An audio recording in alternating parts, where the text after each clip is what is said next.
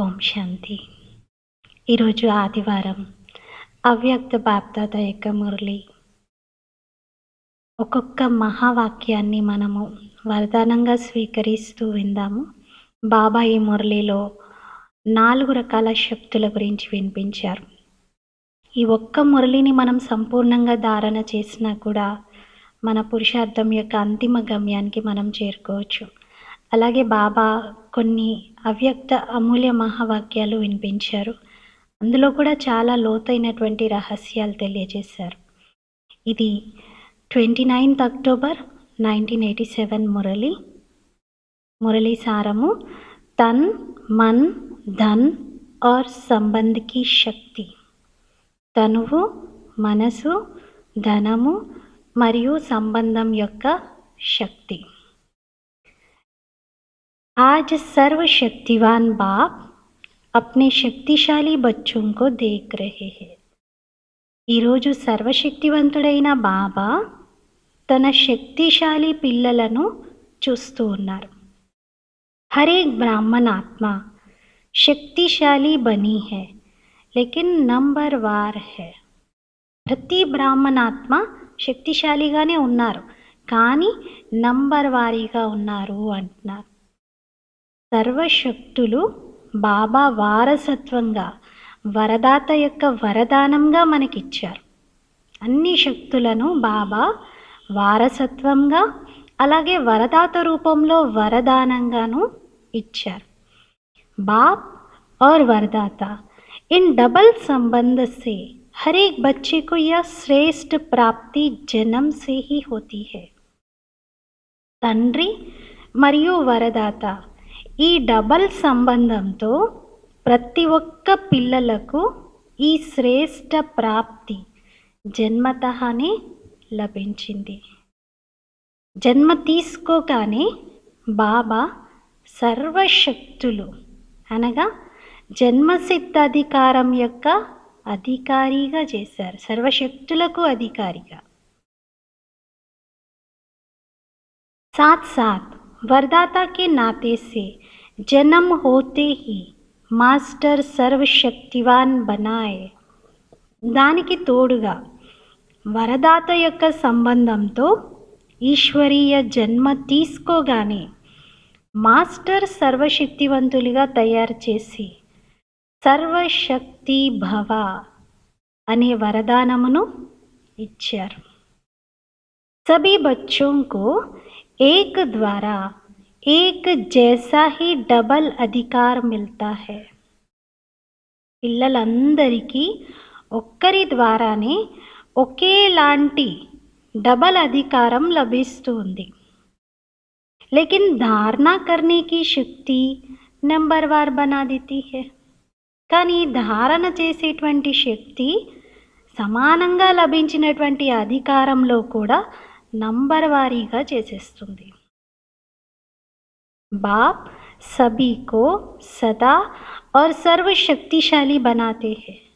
బాబా అందరినీ సదా సర్వశక్తిశాలిగా చేస్తూ ఉన్నారు, కానీ పిల్లలు మాత్రం శక్తి మేరకే తయారవుతున్నారు. బాబా అయితే అందరినీ సదా సర్వశక్తిశాలిగా చేస్తూ ఉన్నా పిల్లలు వారి శక్తి మేరకే తయారవుతూ ఉన్నారు. वैसे लौकिक जीवन में व अलौकिक जीवन में सफलता का आधार शक्तियाँ ही है. సాధారణంగా చూసినా లౌకిక జీవితంలో కానీ అలౌకిక జీవితంలో కానీ మన సఫలతకు ఆధారము మన వద్ద ఉన్న శక్తులే. లేకిన్ జిత్నా శక్తియా ఉత్నీ సఫలత. ఎంత శక్తులుంటే అంతే సఫలతను మనము పొందుతాం. ఈక్వల్ ప్రపోర్షన్ ఉంది. శక్తులు ఎన్ని ఉంటే సఫలత కూడా అంతే ఉంటుంది.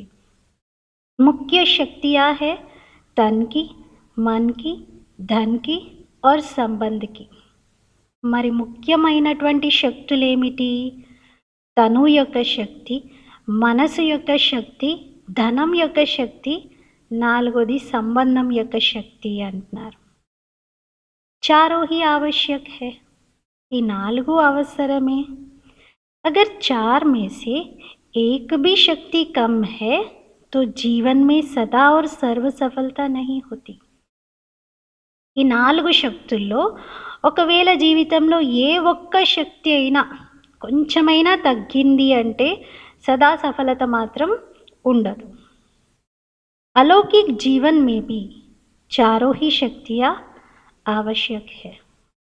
అయితే లౌకిక జీవితంలో ఈ 4 శక్తులు బాగా అవసరం. ఏ ఒక్కటి తగ్గినా సక్సెస్ అనేది లభించదు అంటున్నారు. కానీ అలౌకిక జీవితంలో కూడా ఈ 4 అవసరం. ఈ అలౌకిక జీవితంలోనూ తను శక్తి బాగుండాలి, మనసు శక్తి, ధనం శక్తి, సంబంధాల శక్తి. इस अलौकिक जीवन में आत्मा और प्रकृति दोनों की तंदुरुस्ती आवश्यक है. మరి ఈ అలౌకిక జీవితంలో ఆత్మ మరియు ప్రకృతి రెండిటి ఆరోగ్యము చాలా అవసరం. తను యొక్క శక్తి అంటే ఏంటి? ఆరోగ్యమే కదా. जब आत्मा स्वस्थ है तो तन का हिसाब किताब और तन का रोग सूली से कांटा बनने के कारण स्वस्थिति के कारण स्वस्थ अनुभव करता है. ఎప్పుడైతే ఆత్మ ఆరోగ్యంగా ఉంటుందో అప్పుడు తను యొక్క లెక్క ఖాతా లేదా తను యొక్క రోగం శూలంతో పోయేది చిన్న ముళ్ళుతో పోయే విధంగా చాలా ఈజీగా, అంటే పెద్ద దానితో జరిగేది చాలా సింపుల్గా ఈజీగా దాటగలిగే విధంగా అవుతుంది. స్వస్థితి కారణంగా తేలికగా ఆరోగ్యంగా అనుభవం అవుతుంది. అంటే ఆత్మ ఆరోగ్యంగా ఉంటే శారీరక బాధని మనం ఓవర్కమ్ చేయగలుగుతాం. ఆత్మ హెల్దీగా ఉంటే వారి ముఖం ద్వారా, వారి యొక్క నడవడిక ద్వారా, అంటే వారి యొక్క ఫేస్ ద్వారా జబ్బు యొక్క కష్టాలు చిహ్నాలు కనిపించవు. నార్మల్గా అయితే చూడండి, ఎవరికైనా జబ్బు చేసింది అంటే ఆయాసపడుతూ లేదా వారి నోటి యొక్క మాటలు చిన్నగా బలహీనంగా మాట్లాడుతూ, లేకపోతే ముఖంలో నీరసము, అలసట, చాలా వీక్నెస్ని ప్రదర్శిస్తూ కనిపిస్తారు.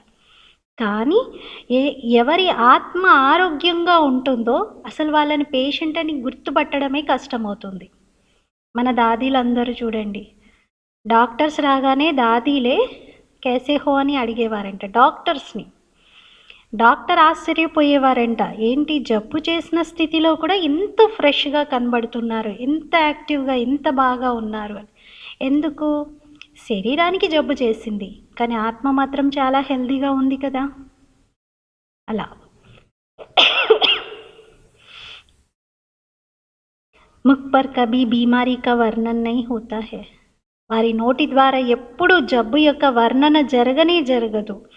कर्म भोग के वर्णन के बदले कर्मयोग की स्थिति का वर्णन करते हैं. కర్మభోగం యొక్క వర్ణనకు బదులుగా కర్మయోగ స్థితి యొక్క వర్ణన చేస్తారు. రమేష్ భాయ్ మన సంస్థ యొక్క వరల్డ్ రెన్యువల్ స్పిరిచువల్ ట్రస్ట్ యొక్క మేనేజింగ్ ట్రస్టీ. ఆ అన్నయ్య మొదట్లో జ్ఞానంలో వచ్చినప్పుడు స్టార్టింగ్ డేస్లో ఫస్ట్ టైం వాళ్ళ అమ్మగారు అన్నారంట, మా బాబా వచ్చారు, బ్రహ్మ బాబా బాంబేకి, ఆ బాబాకు ఆపరేషన్ జరిగింది, నువ్వు వెళ్ళి పలకరించు, దృష్టి తీసుకో, నువ్వు ఒక్కసారి వెళ్ళు అని అన్నారంట. సరే అని చెప్పి వాళ్ళ అమ్మ చెప్పింది కదా అని ఆ అన్నయ్య హాస్పిటల్కి వచ్చారంట బాబాని చూడటానికి. హాస్పిటల్లో బాబా రూమ్లో ఉన్నారు. ఆ అన్నయ్య వెళ్ళి, బాబా మీకు ఏదో ఆపరేషన్ జరిగిందంట కదా, ఎలా ఉన్నారు, మీకు ఒంట్లో బాగాలేదంట కదా అని అన్నారంట. అంటే మీకు బాగలేదని మా అమ్మగారు చెప్పారు, ఎలా ఉంది మీకు ఇప్పుడు అన్నారంట. బాబా వెంటనే, నాకు బాగానే ఉంది కదా, నేను బాగున్నాను కదా అన్నారంట. మరి అదేంటి, మా అమ్మ చెప్పింది కదా మీకు ఒంట్లో బాగాలేదా అని, మీరు హాస్పిటల్లో మీరు ఇప్పుడు ఇక్కడ ట్రీట్మెంట్ తీసుకుంటున్నారు కదా అంటే, ఓ అదా, నేనైతే బాగానే ఉన్నాను కానీ ఈ శరీరానికి చిన్నపాటి రిపేర్ వచ్చింది, ఆ రిపేర్ని సరిచేయడానికి నిన్న సర్జరీ చేశారు అని బాబా అన్నారంట. అంటే కర్మభోగంలో కూడా బాబా తన ఆత్మిక స్థితిని ప్రత్యక్షం చేశారు అక్కడ. ఏమాత్రం శరీర ప్రభావం మనసు పైన పడకుండా నేను ఆత్మను, ఇది నా శరీరము, ఈ శరీరానికి రిపేర్ రావడంతో దీన్ని సరిచేశారు అనే భావనతో బాబా దాన్ని ఆ అన్నయ్యకి వినిపించారు. అంటే కర్మయోగ స్థితి ఎంత పక్కా, ఎంత పవర్ఫుల్గా ఉందో దీని ద్వారా అర్థం చేసుకోవచ్చు. బాబా అదే అంటున్నారు, లౌకిక జీవితంలో కూడా ఈ 4 అవసరం, అలాగే అలౌకిక జీవితంలోనూ ఇవి చాలా అవసరము అంటున్నారు.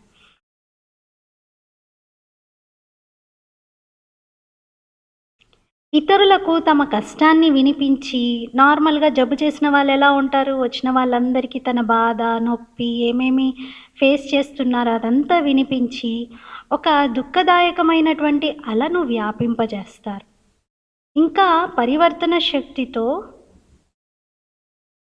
కానీ ఎవరైతే ఆత్మను ఆరోగ్యంగా ఉంచుకొని చాలా మానసికంగా ఆరోగ్యంగా ఉంటారో బాబా పిల్లలు, వాళ్ళు ఏం చేస్తారంటే శారీరక బాధ యొక్క వర్ణన చెయ్యకుండా దుఃఖం యొక్క వాతావరణాన్ని కూడా సుఖంలోకి పరివర్తన చేస్తారు.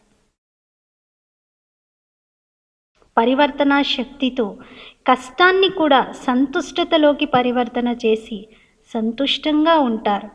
ఇతరుల్లో కూడా సంతుష్టత యొక్క అలను వ్యాపింపజేస్తారు. అనగా మాస్టర్ సర్వశక్తివంతులుగా అయి శక్తుల వరదానాల్లో సమయం అనుసారంగా సహనశక్తి, ఇముడ్చుకునే శక్తిని ప్రయోగం చేస్తారు. మరియు సమయానికి శక్తుల యొక్క వరదానాన్ని, వారసత్వాన్ని కార్యంలోకి తీసుకొస్తారు. యహీ ఉస్కే లియే వరదాన్ అర్థాత్ దువా దవాయి కా కామ్ కర్ దేతీ హై. ఇదే వారి కోసము వరదానంగా, అంటే ఒక మందులాగా ఈ ఆశీర్వాదము పనిచేస్తుంది అంటున్నారు. क्योंकि सर्वशक्तिवान बाप द्वारा जो सर्वशक्तियाँ प्राप्त है, वह जैसी परिस्थिति, जैसा समय और जिस विधि से आप कार्य में लगाने चाहो वैसे ही रूप से ये शक्तियाँ आपकी सहयोगी बन सकती है. ఎందుకంటే సర్వశక్తివంతుడైనటువంటి బాబా ద్వారా ఏ శక్తులైతే మీకు ప్రాప్తిస్తాయో అవి పరిస్థితిని బట్టి, సమయాన్ని బట్టి, ఏ విధితో మీరు వాటిని కార్యంలో ఉపయోగించుకోవాలనుకుంటే ఆ విధితో, అదే రూపంలో అవే శక్తులు మీకు సహయోగిగా అయిపోతాయి. మీరు దేన్ని టార్గెట్ చేస్తారో, ఏ శక్తి కావాలనుకుంటారో, ఏ టైంలో కావాలనుకుంటారో, ఎంతసేపటి కోసం కావాలనుకుంటారో అంతసేపు అవి మీకు సహయోగం ఇవ్వడానికి హాజరైపోతాయి. ఈ శక్తులు ప్రభు వరదానం. వరదానం అంటే అందులో ఇంకా శ్రమ ఉండదు, వరం అది మనకు లభించింది. ఏ రూపంలో ఎప్పుడనుకుంటే అప్పుడు మీరు వాటిని ధారణ చేయవచ్చు. ఇప్పుడిప్పుడే శీతలత రూపంలో ఉండాలనుకుంటే ఉండగలరు. మళ్ళీ ఇప్పుడిప్పుడే జ్వాల రూపంలోనూ ఉండాలి అనుకుంటే ఉండగలరు. पानी की शीतलता का भी अनुभव करा सकते, तो आग के जलने का भी अनुभव करा सकते, दवाई का भी काम कर सकता और शक्तिशाली बनाने का मार्जिन का भी काम कर सकता. నీటిలో శీతలత యొక్క అనుభవము చేయించగలుగుతారు, అగ్నిలాగా కాల్చేటువంటి అనుభవము చేయించగలుగుతారు, ఒక మందులాగా కూడా పని చేయించగలుగుతారు, శక్తిశాలిగా తయారు చేసే ఒక మంచి పవర్ఫుల్ డైట్ లాగా, మంచి న్యూట్రిషియస్ ఫుడ్ లాగా కూడా చేయగలుగుతారు. కేవలం మీరు సమయానికి కార్యంలో పెట్టే అథారిటీగా కండి. శక్తులైతే బాబా వారసత్వంగా, వరదానంగా ఇచ్చేశారు. కానీ బాబా ఏమంటున్నారంటే వీటిని మీరు అధికారిగా అయి ఏ సమయంలో అనుకుంటే ఆ సమయంలో, ఏ రూపంలో అనుకుంటే ఆ రూపంలో కన్వర్ట్ చేసి మీరు ఉపయోగించుకోగలుగుతారు అంటున్నారు.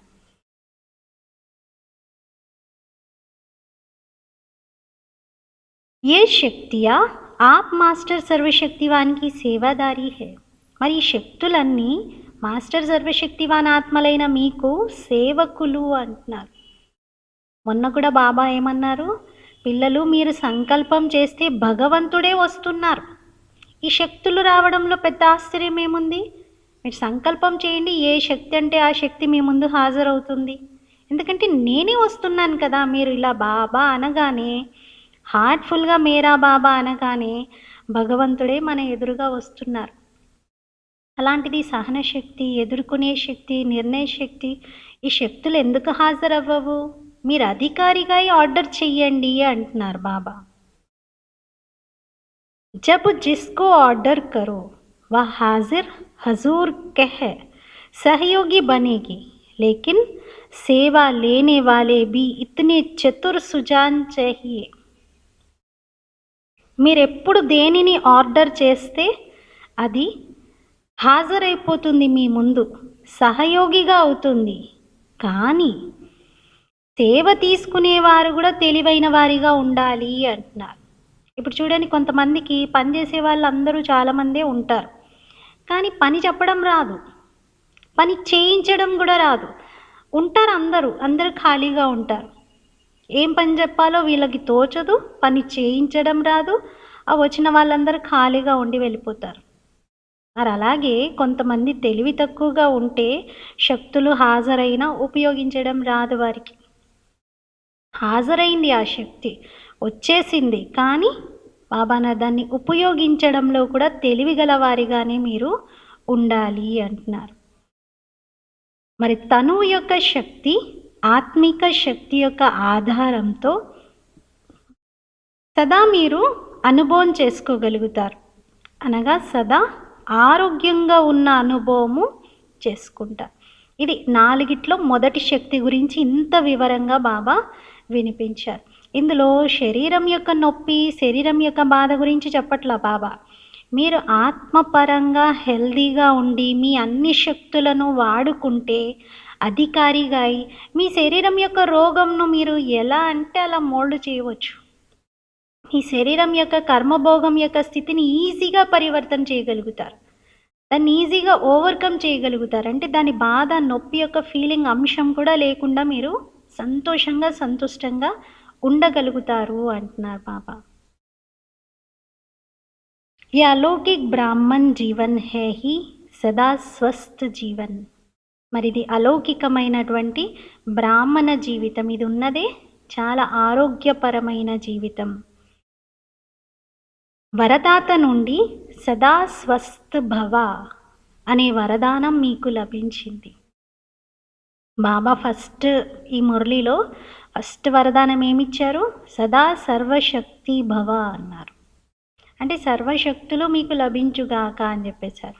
ఇప్పుడు బాబా అన్న సదా స్వస్థ భవ అంటే సదా ఆరోగ్యవాన్ భవ అనే వరదానము మీకు లభించింది. బాప్దాదా చూస్తూ ఉన్నారు, ఇప్పటి వరకు లభించినటువంటి ప్రాప్తించినటువంటి వరదానాలను కొందరు పిల్లలు సమయానికి కార్యంలో పెడుతూ ఉన్నారు, లాభం తీసుకుంటున్నారు. కొందరు మాత్రం అసలు ఉపయోగించటం లేదు. ఉన్నాయి మన దగ్గర సాధనాలు చాలా ఉన్నాయి, కానీ మనము ఉపయోగించట్లేదు.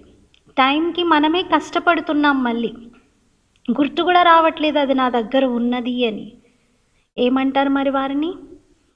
అందుకే బాబా అంటున్నారు, శక్తియా అర్థాత్ సేవాదారియోं से अपनी विशालता और विशाल बुद्धि द्वारा सेवा नहीं ले पाते हैं. కొంతమంది పిల్లలు శక్తులు అనగా తమ సేవాదారీల ద్వారా తమ విశాలతతో, విశాలమైనటువంటి బుద్ధితో సేవ చేయించుకోలేరు అంటున్నారు. అంటే ఆ ఆర్ట్ కూడా ఉండాలి కదా. నేతృత్వం వహించి ఇతరులతో కార్యం చేయిస్తూ తను ముందుకు వెళ్ళడం రావాలి కదా. మాస్టర్ సర్వశక్తివాన్ యह స్థితి కోయి కమ్ నహీ హై. అయినా మాస్టర్ సర్వశక్తివంతులు అంటే ఇదేమైనా చిన్న స్థితియా? ఇది చాలా గొప్ప శ్రేష్ఠ స్థితి. దీనికి తోడు డైరెక్ట్ పరమాత్మ ద్వారా పరమ టైటిల్ కూడా లభిస్తుంది. టైటిల్ యొక్క నశ అయితే ఉంటుంది కదా. టైటిళ్ళు ఎన్ని కార్యాలలో సఫలతను మనకిప్పిస్తూ ఉంటాయి. మరి ఈ పరమాత్మ టైటిల్ ఏదైతే మీకు లభించిందో ఇందులో సంతోషము, శక్తి రెండు నిండి ఉన్నాయి. ఒకవేళ ఈ టైటిల్ యొక్క స్థితి రూపీ సీట్ పైన సెట్ అయి ఉన్న ఈ సర్వశక్తులు మీ సేవ చేయటానికి సదా హాజరై ఉన్న అనుభవం మీకు కలుగుతూ ఉంటుంది. మీ ఆర్డర్ కోసం చేతులు కట్టుకొని ఎదురు చూస్తూ ఉంటాయి సర్వశక్తులు. మరి వరదానంగా వారసత్వంగా లభించిన దాన్ని ఇక కార్యంలో పెట్టండి అంటున్నారు. ఒకవేళ మాస్టర్ సర్వశక్తివంతుడను అనే స్వమానంలో స్థితులై ఉండనట్లయితే శక్తులు మీ ఆర్డర్ అనుసారంగా నడవటానికి బదులుగా పదే పదే బాబాకు అర్జీ వేస్తూ ఉంటారు. బాబా ఈ శక్తినివ్వండి అంటే నా దగ్గర ఇన్ని శక్తులు ఉన్నాయి, వాటిని నేను కార్యంలో పెట్టాలి అనేది మరిచిపోయి బాబా ముందు అప్లికేషన్ పెడుతూ ఉంటారు. బాబా ఈ శక్తి ఇవ్వండి, బాబా ఈ కార్యం చేయించండి అని. అర్జీ డాల్నే వాలే కభీ భీ సదా రాజీ నహీ రహ సక్తే. మరి అర్జీ పెట్టేటువంటి వారు అంటే ఎప్పుడు చూసినా అర్జీ వేసేవారు ఎప్పుడు రాజీగా అవ్వలేరు అంటున్నారు. ఒకటి పూర్తవగానే ఇంకొకటి మొదలవుతుంది. అందుకే యజమానిగా యోగయుక్తంగా యుక్తియుక్త సేవ మీ సేవాదారీల చేత చేయించండి. యోగయుక్తంగా యుక్తియుక్తంగా మీ సేవకుల చేత సేవ చేయించండి అంటున్నారు. ఎవరు మరి మన సేవకులు? సర్వశక్తులు. మరి సదా ఆరోగ్యం యొక్క అనుభవం మీకు అప్పుడు స్వతహాగా జరుగుతుంది.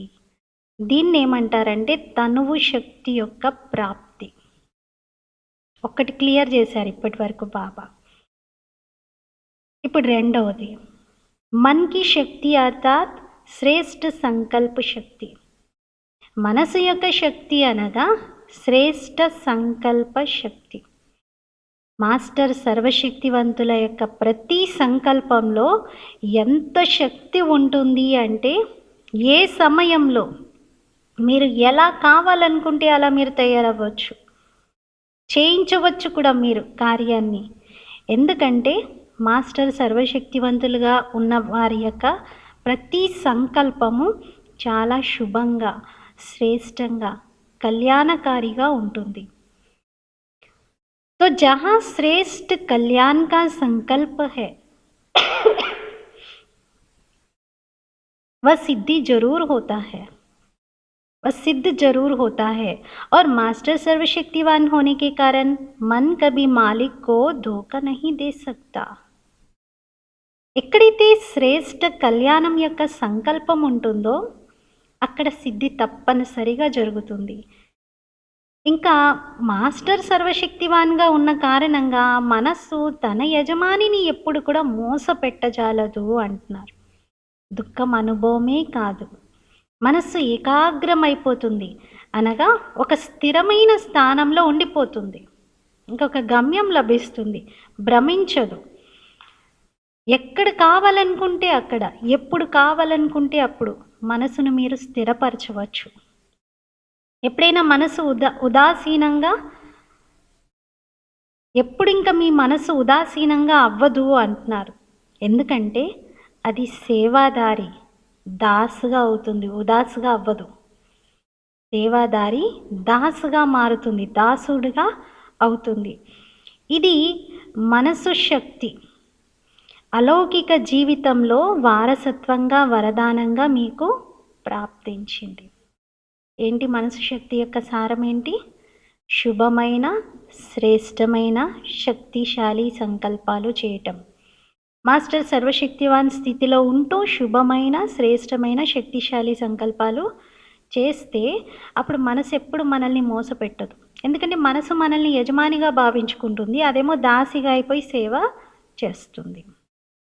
ఇక మూడవది तीसरी है धन की शक्ति अर्थात ज्ञान धन की शक्ति.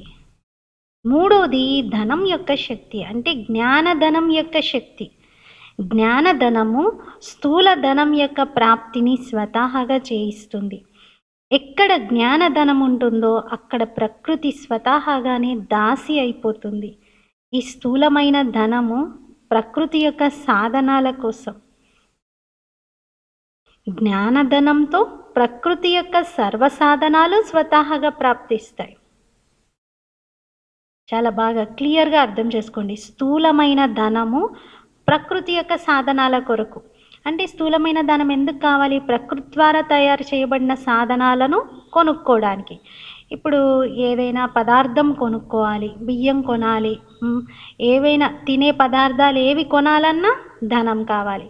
మనం ఉపయోగించే వస్తువులు ఏమి కొనాలన్నా ధనం కావాలి. అంటే ఇవన్నీ కూడా ప్రకృతిలో భాగంగా తయారు చేయబడుతున్నటువంటి సాధనాలు. వాటి కోసం స్థూలమైన ధనం అవసరం. కానీ బాబా ఏం చెప్తున్నారంటే ఇంకా ఈజీ యుక్తి. ఎక్కడైతే జ్ఞానధనం ఉంటుందో అక్కడ ప్రకృతి దాసి అయిపోతుంది. చూడండి, స్థూలధనం లేదు వాళ్ళ దగ్గర, కానీ జ్ఞానధనంతో చాలా సంపన్నంగా ఉన్నారు. జ్ఞానధనం ముందు ప్రకృతి దాసి అయిపోతుంది. మరి ప్రకృతి ద్వారా తయారు చేయబడిన సాధనాలన్నీ దాసి అయిపోయినట్టే కదా. ఇంకా జ్ఞానధనం ఉన్న వాళ్ళకి ఆ స్థూల సాధనాలు కూడా స్వతహాగా లభిస్తూ ఉంటాయి. అందుకే బ్రహ్మబాబా ఎప్పుడు చెప్తారు, మమ్మ యజ్ఞంలో సమర్పితం అవడానికి వచ్చినప్పుడు ఒక పైసా కూడా తీసుకొని రాలేదు. కానీ మమ్మ జ్ఞానధనంతో సంపన్నంగా ఉండేవారు. అందుకే ధనలక్ష్మిగా మారిపోయారు. అన్ని రకాల వైభవాలకు స్వామినిగా మారిపోయారు. ప్రకృతి మమ్మ ముందు దాసి అయిపోయింది కదా. ज्ञान धन से प्रकृति के सर्व साधन स्वतः प्राप्त होते हैं, इसीलिए ज्ञान धन सब धन का राजा है. జ్ఞానధనంతో ప్రకృతి యొక్క సర్వ సాధనాలు స్వతహాగా ప్రాప్తిస్తాయి. కాబట్టి జ్ఞానధనము అన్ని ధనాలకు రాజు వంటిది అంటున్నారు. జహా రాజా హే వహా సర్వ పదార్థ స్వతः ही प्राप्त होते हैं. మరి ఆలోచిస్తే రాజు ఎక్కడ ఉంటాడో అక్కడ వైభవం అంతా రాజు చుట్టే ఉంటుంది కదా. రాజున్న చోట అన్ని పదార్థాలు స్వతహాగా ప్రాప్తిస్తాయి. శ్రమ చేయవలసిన అవసరం ఉండదు. अगर कोई भी लौकिक पदार्थ प्राप्त करने में मेहनत करनी पड़ती है तो इसका कारण ज्ञान धन की कमी है. ఒకవేళ ఏదైనా లౌకిక పదార్థాన్ని ప్రాప్తించుకోవడంలో మీరు శ్రమ చేయవలసిన అవసరం వస్తుంది అంటే దానికి కారణం జ్ఞానధనం యొక్క కొరత. ఏదైనా నేను చాలా కష్టపడుతున్నాను అయినా నాకేమీ భౌతికంగా ఏమీ దొరకట్లేదు అంటే జ్ఞానధనం లేదు. లేకపోతే మీరు జ్ఞానధనంతో సంపన్నంగా ఉండి జ్ఞానధారణతో సంపన్నంగా ఉంటే అసలు వస్తువులేంటి, మీరు సంకల్పం చేస్తే ఏదైనా మీ ముందు హాజరైపోతుంది. वास्तव में ज्ञान धन पद्मा पदंपति बनाने वाला है. వాస్తవంగా జ్ఞానధనము మనల్ని పద్మా పదంపతిగా తయారు చేసేటువంటిది. పరమార్థము వ్యవహారాన్ని స్వతహాగానే రుజువు చేస్తుంది. మరి పరమాత్మ ధనం కలిగిన వారు పరమార్థిగా అయిపోతారు కదా. పరమాత్మ ధనంతో సంపన్నంగా ఉన్నవారు. ఏది పరమాత్మ ధనము? జ్ఞానధనం. జ్ఞానధనంతో సంపన్నంగా ఉన్నవారు ఆటోమేటిక్గా పరమార్థం చేస్తున్నట్లే. సంకల్పం చెయ్యగానే సంకల్పం కూడా చేసే అవసరం ఏర్పడదు అంటున్నారు. స్వతహాగానే సర్వశక్తులు సర్వ అవసరాలను పూర్తి చేస్తాయి. ధనం యొక్క ఎంత శక్తి ఉంటుంది అంటే అనేక జన్మలు ఈ జ్ఞానధనం రాజులకు కూడా మిమ్మల్ని రాజుగా తయారు చేస్తుంది. మరి స్థూలమైన ధనం యొక్క శక్తి ఇంకా సహజంగా ప్రాప్తిస్తుంది. జ్ఞానధనంతో మీరు సంపన్నంగా ఉంటే స్థూల ధనం యొక్క ప్రాప్తి స్వతహాగా జరుగుతుంది. ఇంకా నాలుగవది సంబంధకి శక్తి, సంబంధాల శక్తి. చాలా గొప్ప శక్తి ఇది. संबंध की शक्ति के प्राप्ति की शुभ इच्छा इसलिए होती है क्योंकि संबंध में स्नेह और सहयोग की प्राप्ति होती है. సంబంధం యొక్క శక్తి ప్రాప్తి అది కావాలి అనే శుభ ఇచ్చ ఎందుకుంటుంది అందరికీ అంటే సంబంధంలో స్నేహము మరియు సహయోగము ప్రాప్తిస్తాయి. అందుకే అందరూ ఈ సంబంధం యొక్క శక్తిని ప్రాప్తించుకునే ప్రయత్నం చేస్తారు. ఈ అలౌకిక జీవితంలో సంబంధం యొక్క శక్తి డబల్ రూపంలో ప్రాప్తిస్తుంది. తెలుసు కదా, డబల్ సంబంధం యొక్క శక్తి ఎలా ప్రాప్తిస్తుందో తెలుసు కదా. ఒకటి బాబా ద్వారా సర్వ సంబంధాలు, రెండోది ఏంటి, దైవీ పరివారం ద్వారా సంబంధం. ఒకటైతే బాబా ద్వారా సర్వ సంబంధాలు, రెండోది దైవీ పరివారం అంటే మన అలౌకిక పరివారం. ఇప్పుడు మనమందరం ఒక పరివారంగా ఏర్పడి ఉన్నాం. బాబా పిల్లలందరం ఏ మూలన ఉన్నవారైనా మొత్తం ప్రపంచంలో ఎక్కడున్నా సరే, ఇది దైవీ పరివారం. ఈ పరివారం యొక్క సంబంధం మరి డబల్ సంబంధం అయిపోయింది కదా, తండ్రితోనూ మరియు పరస్పరంలో మనలో కూడా. మరి సంబంధం ద్వారా సదా నిస్వార్థమైన స్నేహము, అవినాశీ స్నేహము, అవినాశీ సహయోగము సదా ప్రాప్తిస్తూ ఉంటుంది. మరి సంబంధం కూడా చాలా గొప్ప శక్తి కదా. वैसे भी बाप बच्चों को क्यों चाहता है? మామూలుగా తండ్రి పిల్లల్ని ఎందుకు కోరుతాడు, ఏం కోరుతాడు, పిల్లల నుండి ఏం కావాలనుకుంటాడు? అథవా బచ్చా బాప్కో క్యూ చాతా హై, లేకపోతే పిల్లలు తండ్రిని ఎందుకు కోరుతారు, తండ్రి కావాలి అని ఎందుకు అనుకుంటారు?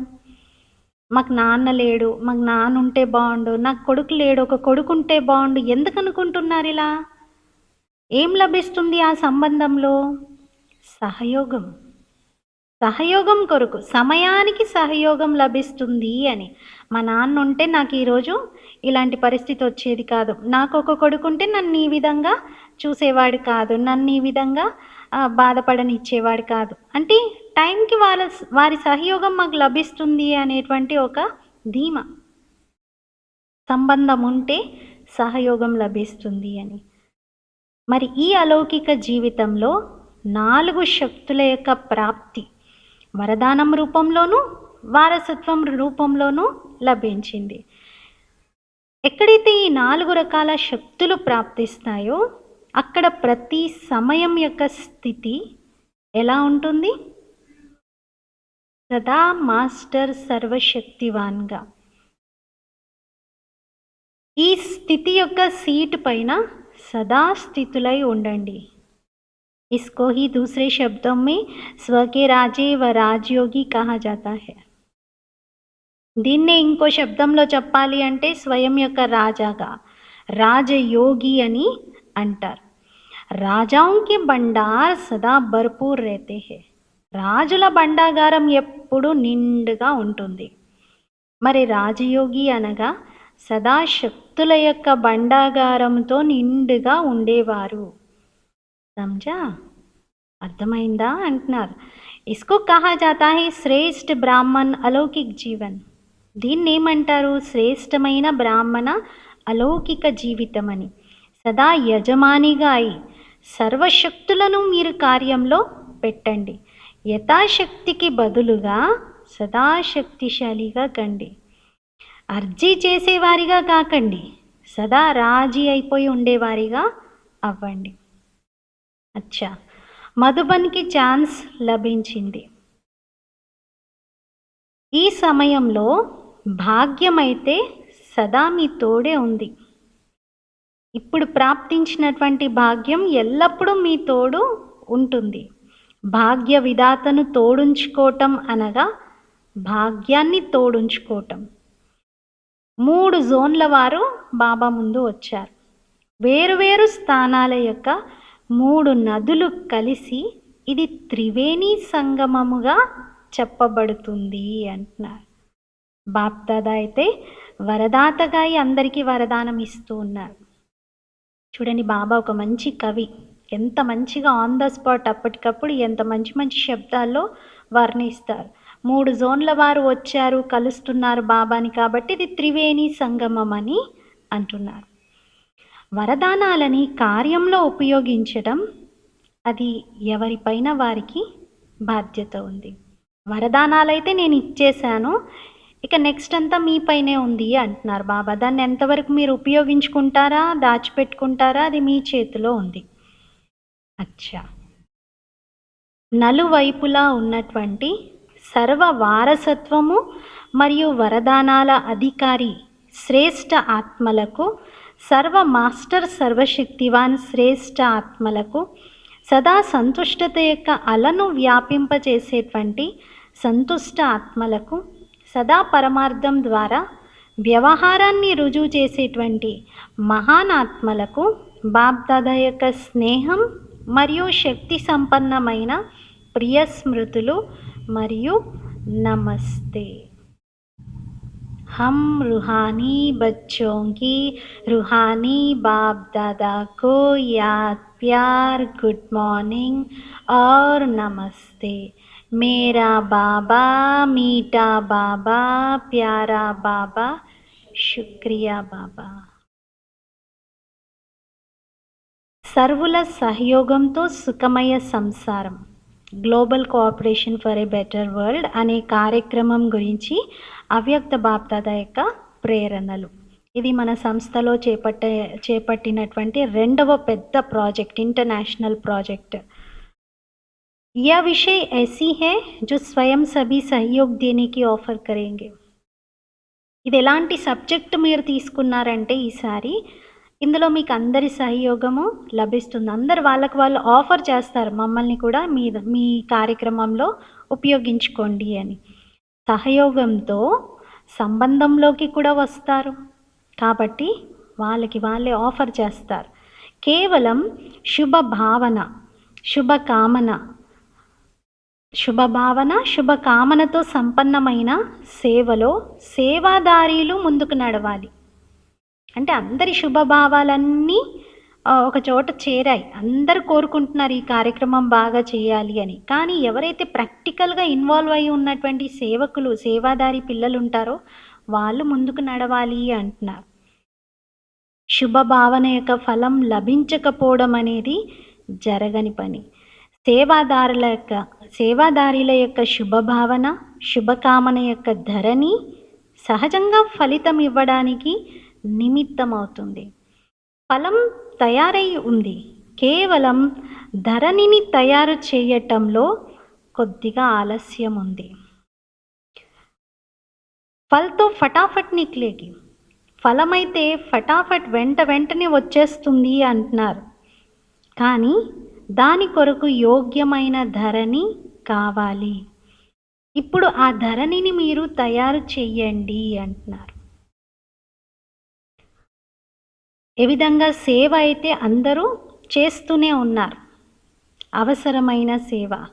కానీ ఏవైతే విశేషమైన సత్తాలు ఉన్నాయో వాటిని ఇంకా మీరు సమీపంగా తీసుకురాలేదు అంటున్నారు.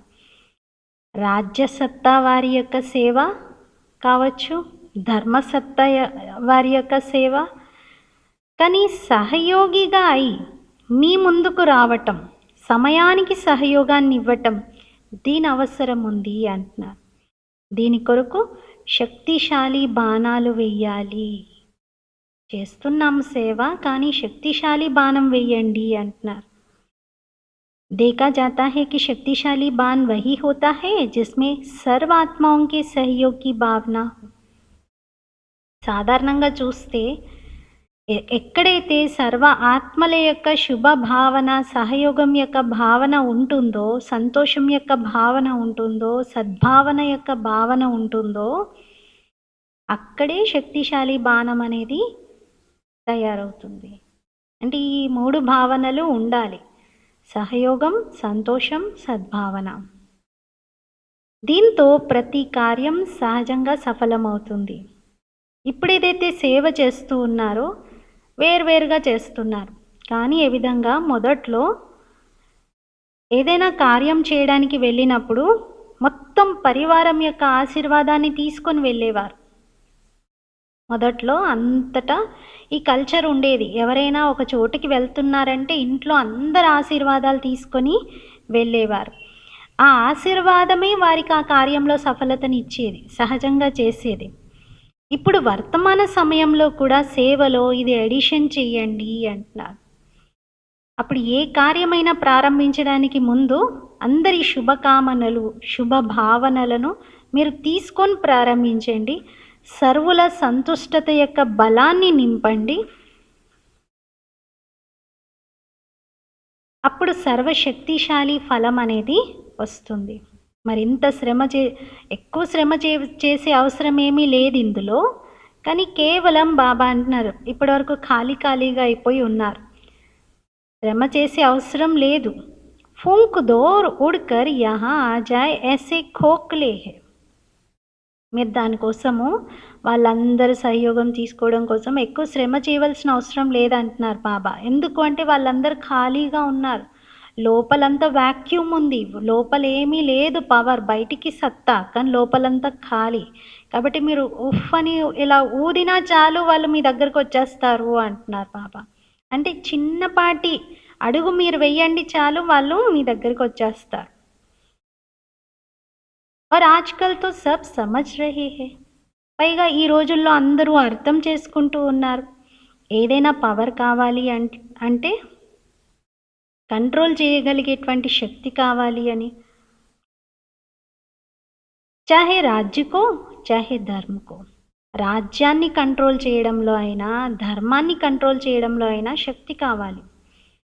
అందరిసే ఢూంఢ్ రహే హే, లోపల నుండి అందరూ అన్వేషిస్తూ ఉన్నారు. కేవలం బ్రాహ్మణాత్మల యొక్క సేవా విధిలో తేడా రావాలి అంటున్నారు. అదే మంత్రం అయిపోతుంది. ఇప్పుడు మంత్రం వెయ్యండి, సిద్ధిని పొందండి.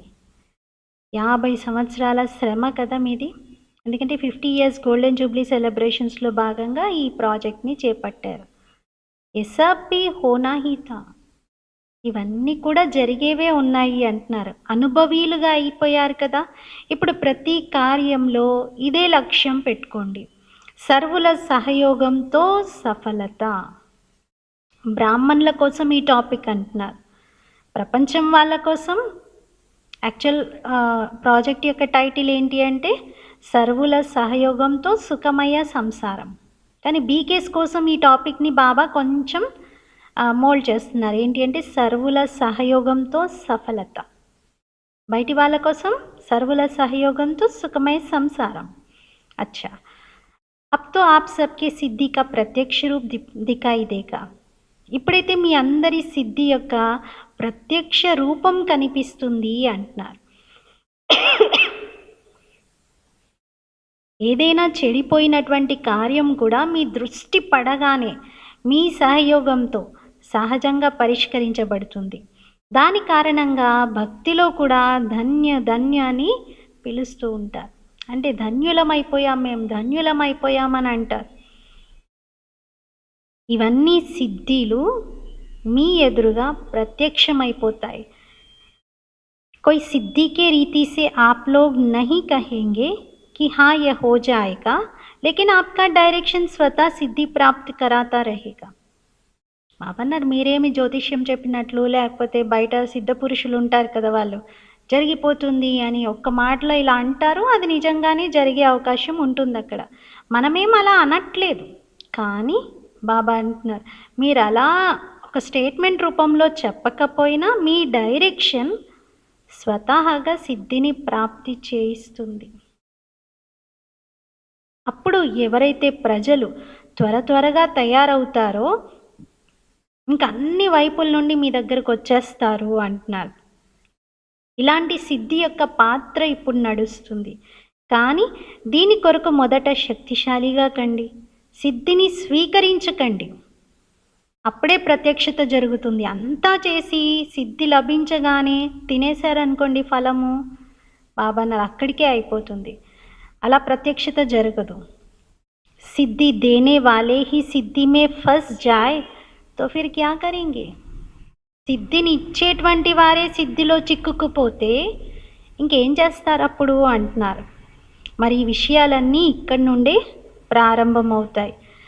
బాబాకి ఏదైతే మహిమ ఉందో, బాబా ఒక సర్జన్, బాబా ఒక మంచి ఇంజనీర్, బాబా ఒక మంచి వకీల్, బాబా ఒక మంచి జడ్జ్, వీటన్నిటి ప్రాక్టికల్ అనుభవం చేయించాలి అంటున్నారు. ఇది చేస్తారు. అన్ని వైపుల నుండి బుద్ధిని తొలగించి ఇంకా ఒక్కరి వైపే జోడించాలి. ఇప్పుడు మీ వెనకాల చాలా గుంపు ఉంది అంటున్నారు. మీ వెనకాల చాలా పెద్ద క్యూ ఉంది, వాళ్ళందరూ రావడానికి సిద్ధంగా ఉన్నారు. బాప్దాదాకైతే దృశ్యం కనబడుతుంది. అప్పుడప్పుడు ఈ దృశ్యాలను చూస్తూ ఉంటారు బాబా. చాలా తేడా అనిపిస్తుంది. ఇప్పుడు వర్తమానంలో ఉన్నటువంటి పిల్లల స్థితి, తర్వాత ఫ్యూచర్లో పిల్లల వెనకాల ఎంతమంది పరిగెత్తుకుంటూ ఆకర్షింపబడి జ్ఞానం వైపుకు వస్తారో ఆ స్థితి, ఈ రెండు చూస్తూ ఉంటే చాలా వేరియేషన్ కనబడుతుంది అంటున్నారు. आप हो कौन? वह बाप जानता है. बहुत बहुत वंडरफुल पार्ट होने हैं जो ख्याल ख्वाब में भी नहीं है. బాబా అన్నారు, మీకు అర్థం కావట్లేదు, మీరెవరో నాకు తెలుసు అంటున్నారు బాబా. చాలా చాలా అద్భుతమైనటువంటి దృశ్యాలు కనబడబోతున్నాయి, మీ ద్వారా అద్భుతాలు జరగబోతున్నాయి. సంకల్ప స్వప్నంలో కూడా ఊహించనివి అద్భుతాలు జరుగుతాయి. సిర్ఫ్ తోడా రుకా హువా హే, కాకపోతే ఇప్పుడు కొంచెం ఆ పాత్ర ఆగిపోయింది అంటున్నారు. జైసే పర్దా కభీ కభీ తోడా అటక్ జాతా హేనా, ఏ విధంగా కర్టెన్ తీస్తున్నారనుకోండి, మనందరికీ బాగా అనుభవం. ఏదైనా ప్రోగ్రాంలో మనం స్టేజ్కి కర్టెన్ పెట్టామనుకోండి, అది లాగే టైంలో ఒక్కోసారి ఎక్కడైనా ఇరుక్కుపోతుంది. కర్టెన్ చిక్కుకుపోయి ఎంతకి దాన్ని తీస్తూ ఉంటే కొంచెం ఇబ్బంది అవుతుంది, అక్కడ ఫ్రీగా మూమెంట్ ఉండకపోవచ్చు. అలాగే ఇంకో ఎగ్జాంపుల్ ఇస్తున్నారు బాబా. జెండా బీ లెహరాతే హో తో కభీ అటక్ జాతా హే.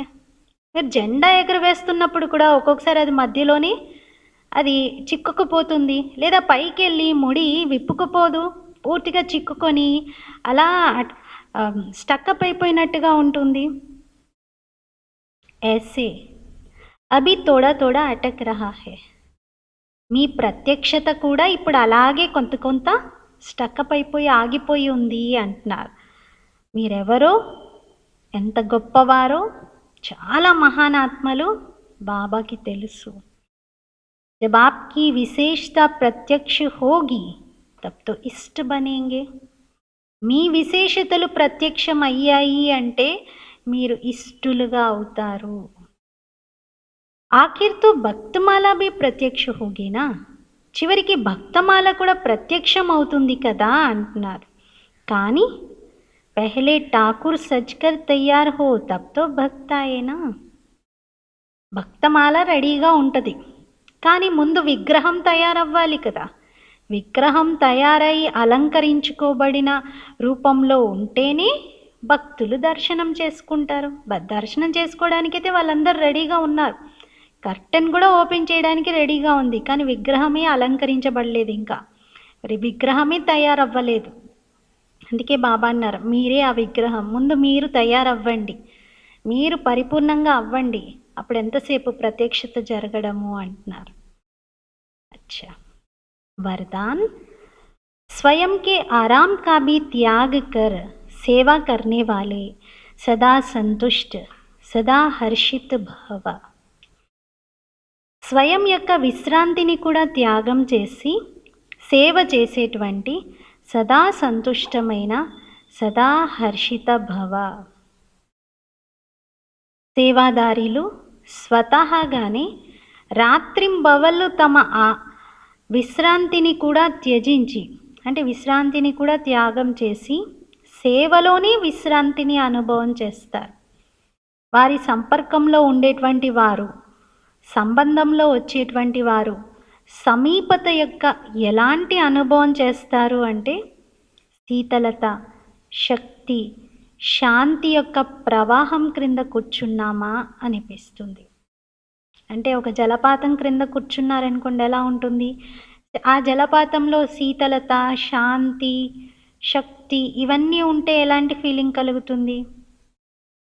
శ్రేష్ఠ చరిత్రవంతులుగా ఉన్న సేవాదారీలు ఒక కామధేనువుగా అయి సదాకాలం కొరకు అందరి మనోకోరికలని పూర్తి చేస్తూ ఉంటారు. ఎవరు? శ్రేష్ఠ చరిత్రవంతులైన సేవాదారీలు. ఇలాంటి సేవాదారీలు సదా హర్షితంగా మరియు సదా సంతుష్టంగా ఉండే వరదానాన్ని స్వతహాగా ప్రాప్తించుకుంటారు. స్లోగన్: ज्ञान स्वरूप बनना है तो हर समय స్టడీ పర్ అటెన్షన్ రఖో. జ్ఞాన స్వరూపంగా అవ్వాలి అనుకుంటే ప్రతి సమయం ఈ స్టడీ పైన అటెన్షన్ ఇవ్వండి. బాప్ और పడాయి సే సమాన్ ప్యార్ హో. బాబా అన్న చదువు అన్న సమానమైన ప్రేమ ఉండాలి. నాకు చాలా ప్రేమ, బాబా అంటే నాకు చాలా ఇష్టం, కానీ రోజు రోజు అదే మురళి కదా, ఏముంది వినడం. నేను అందుకే అప్పుడప్పుడు కొన్ని పాయింట్సే చదువుకుంటాను, నేను ఓన్లీ మెయిన్ పాయింట్సే చదువుకుంటాను అని అంటారు. బాబా అన్నారు, నిజంగా తండ్రి పైన ప్రేమ ఉంటే తండ్రికి దేంతో ఉంది ప్రేమ? మురళితో. కాబట్టి చదువుతో కూడా మనకు అంతే ప్రేమ ఉండాలి అంటున్నారు. అప్పుడే జ్ఞాన స్వరూపంగా మనము తయారవ్వగలుగుతాం. ఈరోజు బాబా మనకి మురళిలో 2 వరదానాలు ఇచ్చారు. వాటిని మనం స్వమానంగా తీసుకొని ప్రాక్టికల్గా అనుభవం చేద్దాం. నార్మల్గా అయితే మొత్తం మురళిలో అంతా బాబా బ్లెస్సింగ్సే ఉన్నాయి, కానీ ఒకటి బాబా హైలైట్ చేసి చెప్పారు, సర్వశక్తియ భవ, అంటే సర్వశక్తి భవ అని, అంటే సర్వశక్తులతో నిండుగా ఉండుగాక అని. రెండోది బాబా సదా స్వస్థ భవ అన్నారు, సదా ఆరోగ్యవాన్ భవ. ఈ స్వమానం యొక్క అభ్యాసం చేద్దాం. మొత్తం ప్రపంచంలో అందరికీ ఆరోగ్యం యొక్క కిరణాలను అందిద్దాము. మన సర్వశక్తులతో, మన దృష్టి ద్వారా, ఒక మాట ద్వారా అందరి దుఃఖాలని హరిద్దాం. ఓం శాంతి.